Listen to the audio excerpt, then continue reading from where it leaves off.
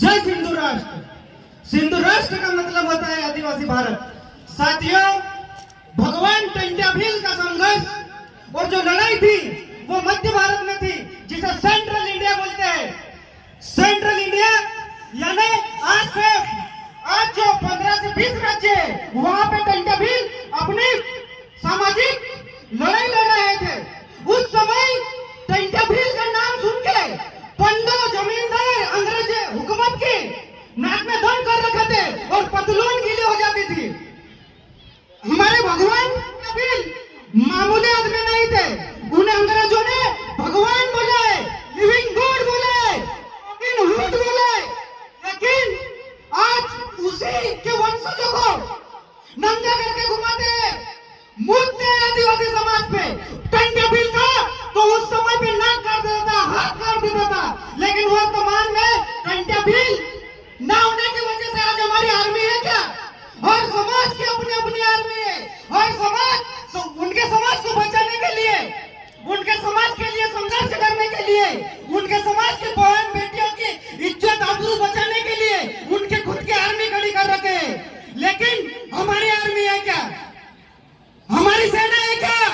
समाज को बचाने के लिए आर्मी की जरूरत पड़ती है, देश को बचाने के लिए आर्मी की जरूरत पड़ती है। वर्तमान में देश में चर्चा हिंदू राष्ट्र की हो रही है, लेकिन मालिक तो आदिवासी है ना। कौन सा राष्ट्र होना चाहिए? कौन सा राष्ट्र होना चाहिए? आदिवासी राष्ट्र होना चाहिए कि नहीं होना चाहिए? तो फिर ये लोग हिंदू राष्ट्र की बात क्यों करते हैं? साथियों, तो आदिवासी संस्कृति है।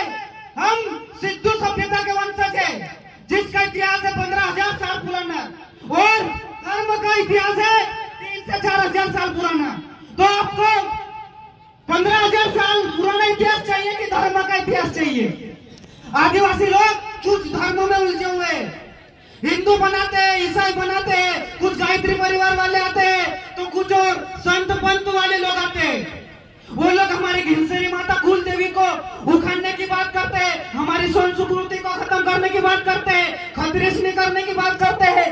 अबे हमारा वजूद और अस्तित्व हमारी संस्कृति से, और वही ये लोग मिटाना चाहते हैं, क्योंकि हमारी जो संस्कृति है वो हमारी पहचान है, वो हमें इस देश का मालिकाना हक प्रदान करती है।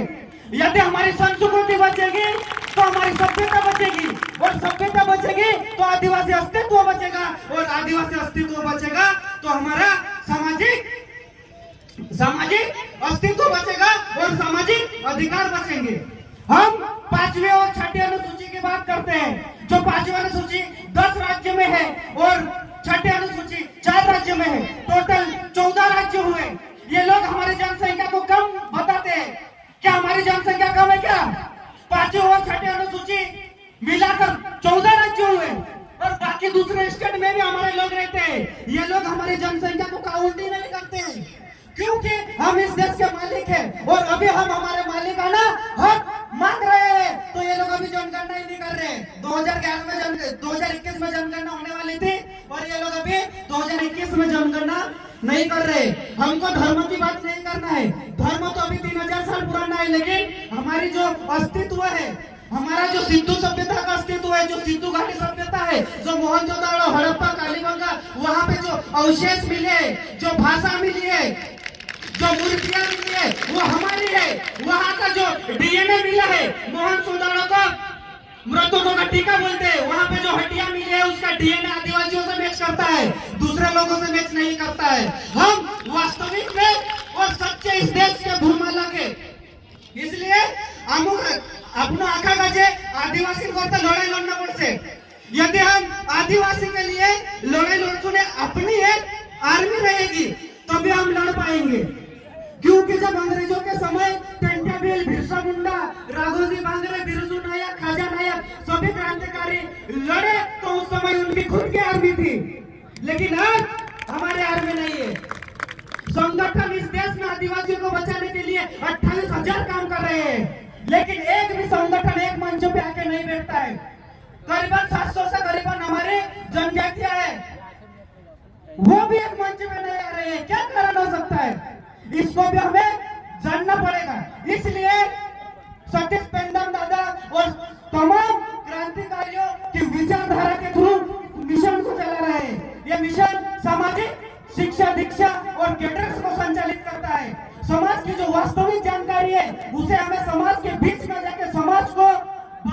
होगा। हमारा दुश्मन कौन है और हमारा भाई कौन है, हम हमारा दुश्मन और भाई को नहीं पहचान पाएंगे तो हम बचेंगे क्या?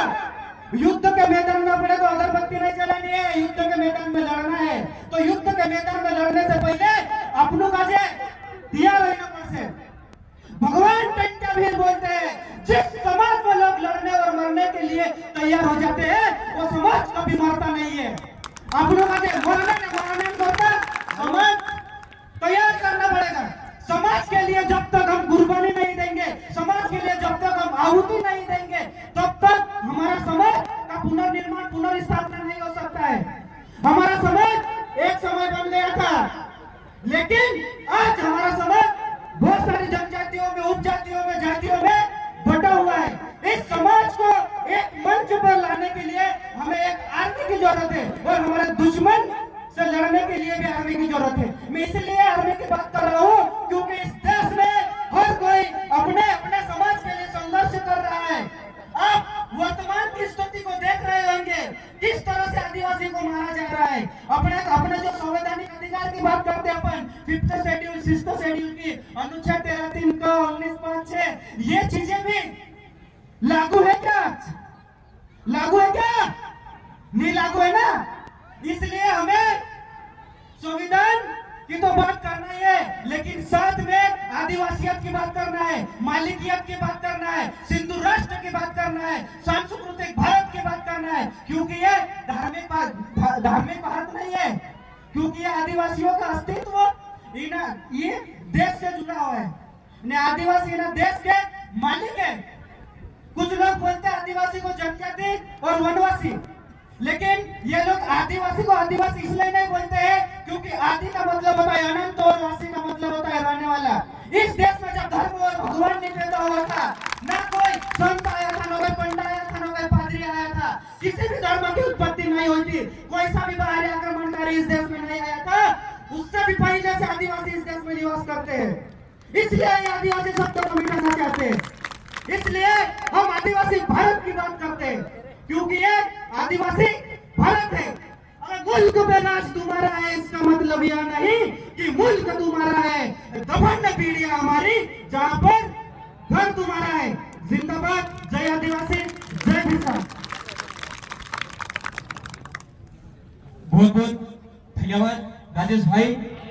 साथियों,